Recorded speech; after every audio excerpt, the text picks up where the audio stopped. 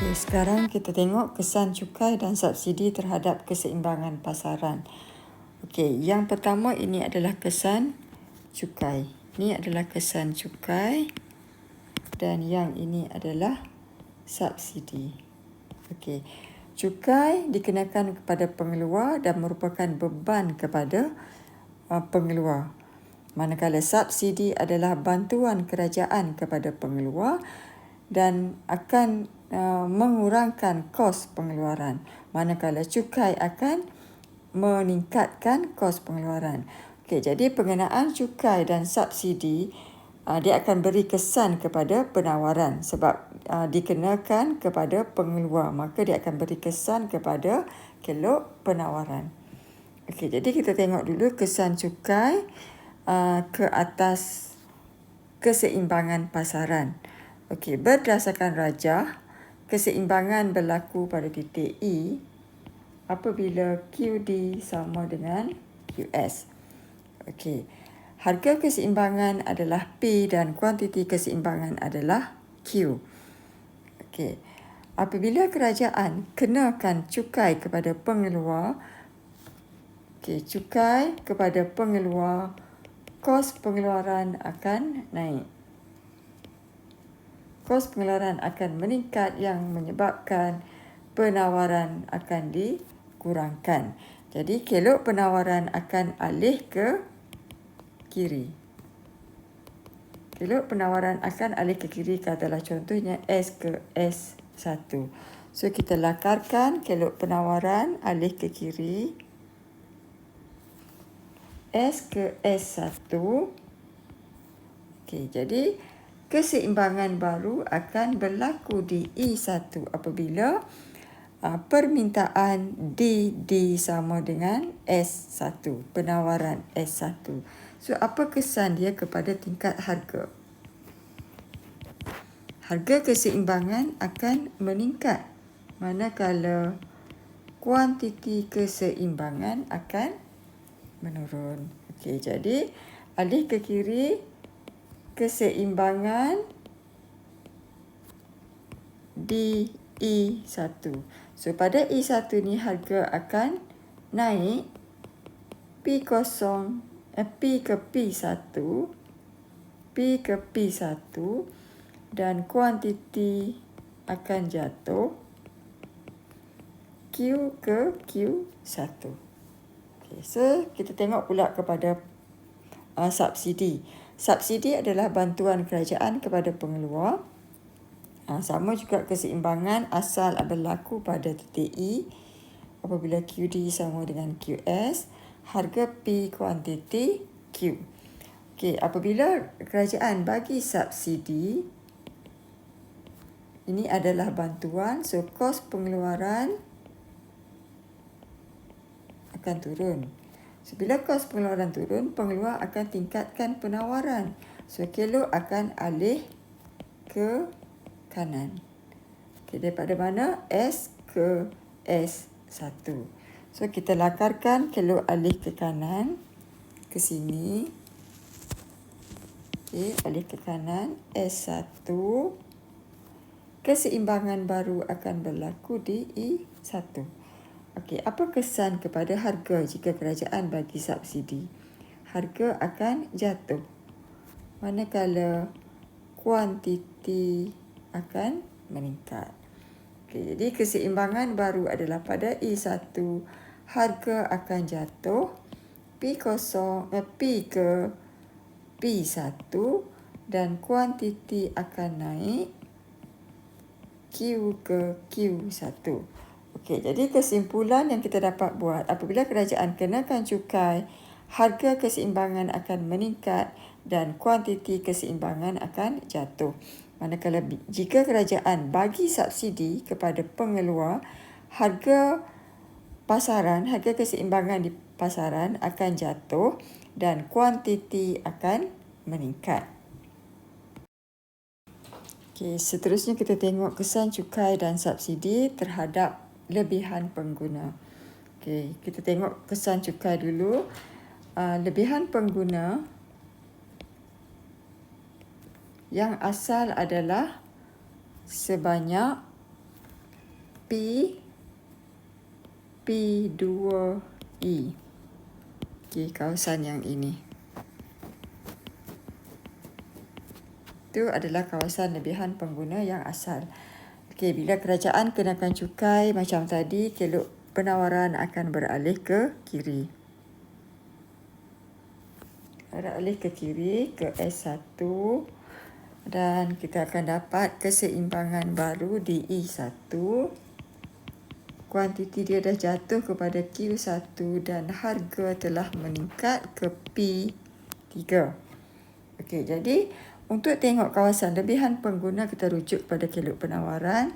Dan kawasan lebihan pengguna yang baru adalah kat sini. Ini adalah kawasan lebihan pengguna yang baru.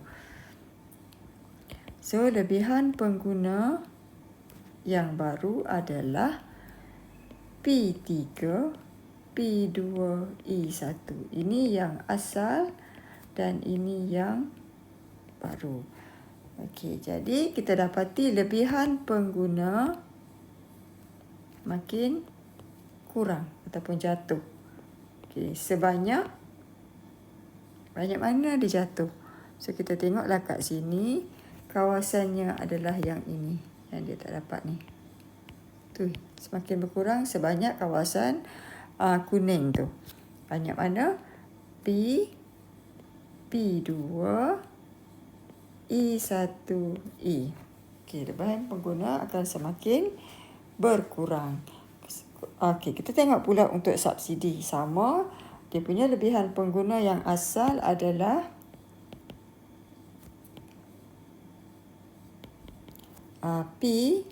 P2E. Itu yang asal. Okey. Bila kerajaan kenakan, okey, kita lakar dulu yang asal kat sini.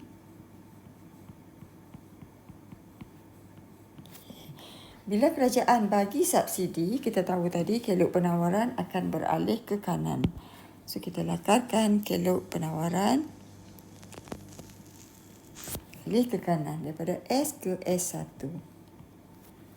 Keseimbangan baru akan berlaku di E1. Kuantiti akan bertambah Q ke Q1 dan harga keseimbangan akan jatuh P ke P3.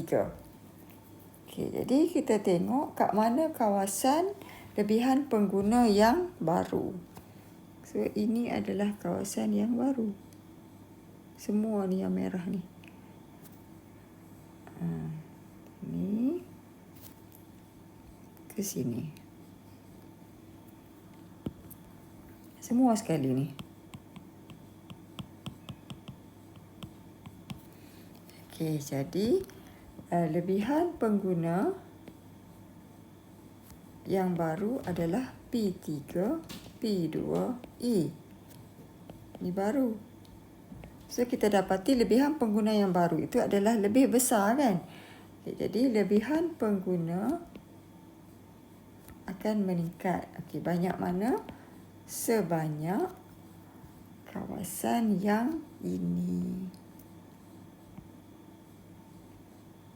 Dekat banyak tu. Sebanyak P3, PE1. Ini kawasan peningkatan lebihan pengguna. Okey, kesimpulannya, apabila kerajaan kenakan cukai kepada pengeluar, lebihan pengguna akan semakin berkurang. Sebaliknya, jika kerajaan bagi subsidi kepada pengeluar, lebihan pengguna akan semakin meningkat. Okey, sebab apa? Sebab bila kerajaan kenakan cukai, harga akan meningkat. Okey, bila harga meningkat, perbezaan di antara harga yang sanggup bayar dengan harga yang sebenar dibayar di pasaran dah semakin rendah. So, kita tengok kat sini, sebelum dikenakan cukai, perbezaan antara harga sanggup bayar P2 dengan harga sebenar dibayar P adalah besar. Sedangkan bila dikenakan cukai, perbezaannya adalah kecil. Kita tengok ni kat sini. Okey. Harga sanggup bayar P2, harga sebenar dibayar telah meningkat kepada P3. Jadi perbezaannya adalah semakin kecil. Jadi lebihan pengguna akan semakin berkurang.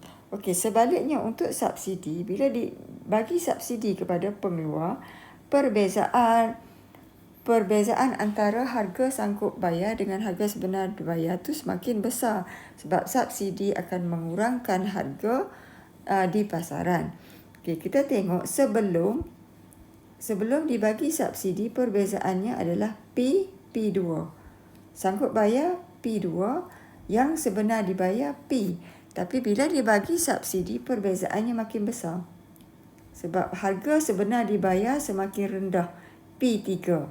Sedangkan yang sanggup dibayar adalah P2. So, jaraknya semakin besar. Sebab itulah lebihan pengguna akan semakin meningkat.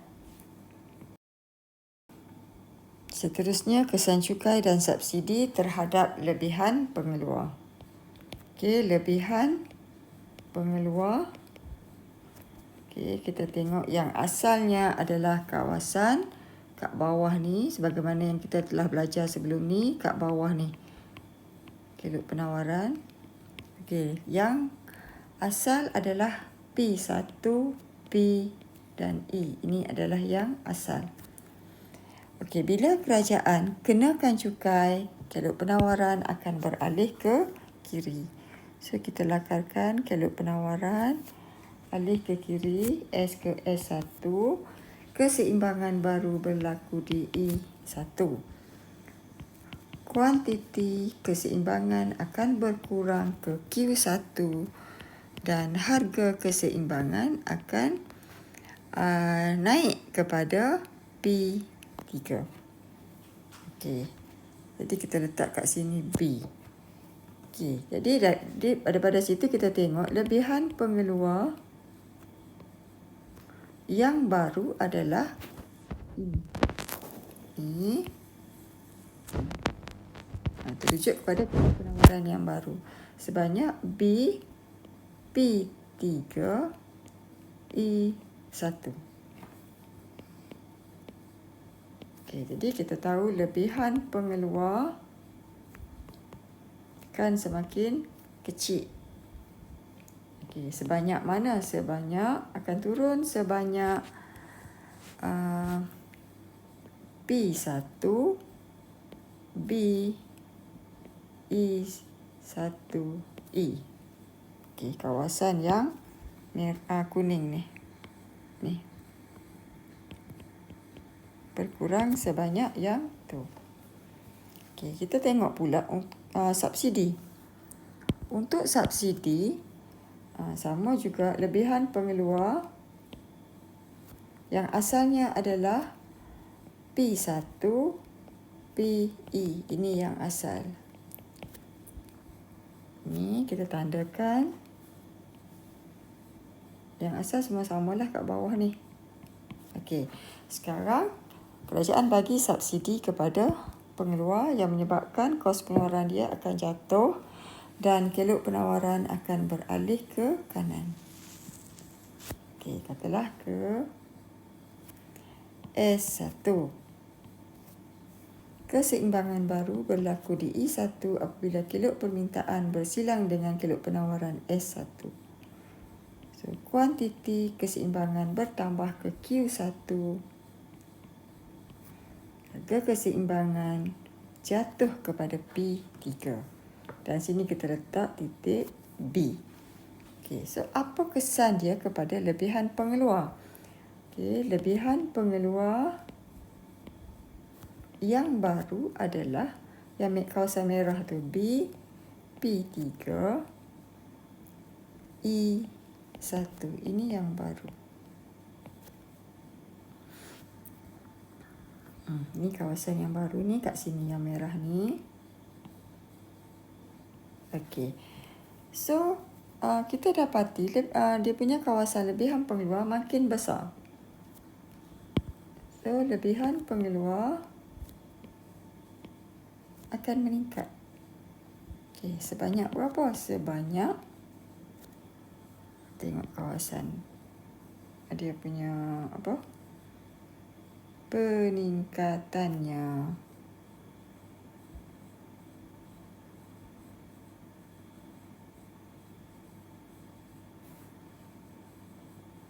Inilah kawasan yang ni.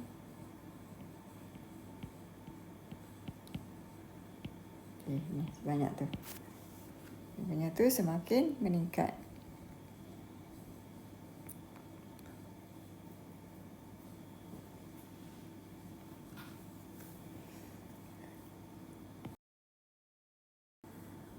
Okey, seterusnya kesan cukai dan subsidi. Kita lihat dari segi beban cukai yang terpaksa ditanggung oleh pengguna dan pengeluar dan juga faedah subsidi yang diterima oleh pengguna dan pengeluar.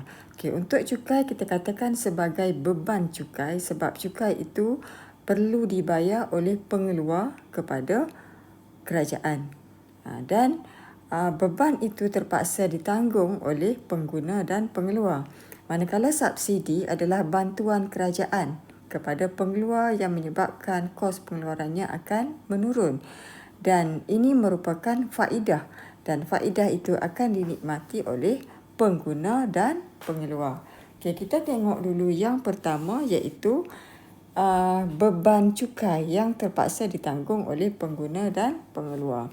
Okey, berdasarkan rajah ni kita tengok apabila kerajaan kenakan cukai kepada pengeluar, kelok penawaran akan beralih ke kiri ke S1 yang menyebabkan harga keseimbangan akan meningkat dan kuantiti keseimbangan akan menurun. Daripada Q ke Q1, harga meningkat daripada P ke P1. Okey, jadi untuk melihat kawasan beban cukai, kita ambil daripada keseimbangan yang baru ni, E1 ni, keseimbangan baru, kita tarik ke bawah sehingga dia sentuh kelok penawaran yang asal. Okey, kat sini. Katalah kita letak kat sini titik B. Okey, dan kita tarik ke tepi. Dan katalah kita letak kat sini C. Okey, kawasan beban cukai untuk pengguna, kita tengok yang kena dengan garis permintaan lah. Yang kat sini. Ini beban yang ditanggung oleh pengguna. Kawasan ni. Okey. Kenapa kita katakan beban tu ditanggung oleh pengguna? Sebab pengguna perlu bayar harga yang lebih tinggi. Kalau dulu pengguna cuma bayar P. Okey, tapi disebabkan oleh cukai kerajaan, maka harga barangan tersebut di pasaran telah meningkat kepada P1. So, pengguna terpaksa bayar harga yang lebih tinggi. So, bebannya adalah sebanyak kawasan kuning tersebut. Untuk pengeluar, ya, dia akan tengok yang sentuh dengan garis penawaran yang kat bawah ni. So, kawasan yang ditanggung oleh pengeluar adalah kawasan yang merah ni. Okey. Maksudnya, kalau dulu harga yang diterima oleh pengeluar adalah P, sekarang ni harga yang diterima adalah C saja. Okey, jadi kawasan untuk pengeluar adalah kawasan merah yang kat bawah. Beban dia. Okey, katalah kita letak kat sini D. Titik D. Okey, jadi beban pengguna adalah sebanyak P1 ED. Manakala beban pengeluar adalah sebanyak CPDP. Bahagian bawah. Beban pengeluar adalah bahagian yang atas. Okey, contoh, katalah kerajaan kenakan cukai sebanyak RM3. RM3. RM4 lah, RM4. Okey. RM4. Kalau kata jarak ni maksudnya RM4 lah. Kalau kata harga keseimbangannya adalah, ini contohlah saya letak kat sini, katalah harga keseimbangannya adalah 4.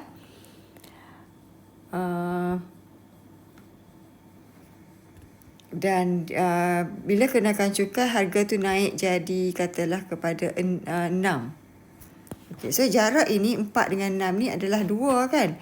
So jarak ini adalah 2 dan lebih lagi akan ditanggung oleh pengeluar sebanyak 2 2. So kat bawah ni dia akan jadi 2 lah. Maksudnya jarak ni 2, 4, 2 jarak dia. 4 dengan 6 pun 2. So jumlah beban cukai yang ditanggung oleh pengguna dan pengeluar adalah sebanyak 4. Okay, itu adalah pengeluar. Seterusnya untuk subsidi, faedah. Okay, jadi faedah dinikmati. Okay, kita ada pengguna pun dapat faedah, pengeluar pun dapat faedah. So macam mana kita nak cari kawasan faedah yang dinikmati? So kita tengok apabila kerajaan kenakan cukai, bagi subsidi, kelok penawaran akan beralih ke kanan. S1. Katalah kita letak kat sini B. Okey. Dan keseimbangan baru akan berlaku di E1. Kuantiti keseimbangan naik kepada Q1. Harga keseimbangan akan jatuh kepada P3. Okey, jadi untuk cari kawasan faedah yang dinikmati oleh pengguna dengan pengeluar, sama macam kita buat untuk cukai tadi. Keseimbangan baru ni, E1 ni, E1, kita tarik ke atas sampai dia sentuh kelok penawaran yang asal. Okey, dah dapat kelok penawaran yang asal, katalah kat sini kita letak C, titik C, dan kita tarik ke tepi. Letaklah angka kat sini, katalah P4. Okey, bila tarik ke tepi, so kita pembahagiannya kat sini. Pada yang asal tadi, pembahagiannya kat situ. Okey, jadi yang atas ni adalah faedah yang dinikmati oleh pengeluar. Kat atas ni pengeluar, dia terbalik. Kalau cukai, beban cukai pengguna ke atas. Tapi untuk subsidi, faedah yang ke atas ini adalah untuk pengeluar. Okey, jadi kawasan pengeluar dia adalah P4, C, telah kita letak kat sini F. Kawasan ni. P4, CF. Manakala untuk pengguna, kawasan yang bawah, sebab pengguna akan dapat bayar harga yang lebih rendah. Kalau dulu P, sekarang ni dia cuma bayar P3 sahaja. Okey, jadi kawasan untuk pengguna, faedah yang dinikmati oleh pengguna adalah kawasan yang bawah ni. Okey, so pengguna P3, P, F, E1. Ini kawasan bawah. Okey, itu perbezaan antara beban cukai pengguna dan pengeluar dengan faedah subsidi yang dinikmati oleh pengguna dan pengeluar.